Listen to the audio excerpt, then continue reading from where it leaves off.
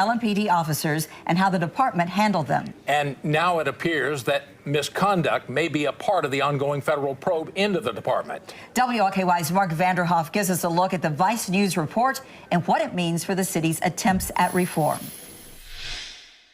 WLKY News has reported on these cases over the years as they've come to light. But when you look at them all together, Vice News says there is a pattern in the way LMPD handles the cases, and that could spell trouble for Louisville. Everything's taken away when you're raped. It's taken away when you report, and they took it away in court. That's Louisville resident Heather Richards in the Vice News episode examining allegations of sexual misconduct by 3 LMPD officers, Brian Bailey, Pablo Cano, and Brett Hankison. Attorney Shannon Favre is representing Richards and 4 other women in a lawsuit against Cano and Metro Louisville.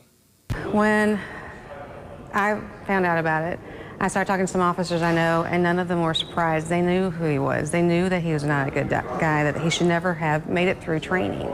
While all 3 officers have been sued in civil court, only Cano ever faced criminal charges. He was sentenced to 5 years in prison after pleading guilty to 5 misdemeanor counts of sexual misconduct. According to Vice News, LMPD's Public Integrity Unit was slow to investigate and sometimes appeared to be trying to discredit victims.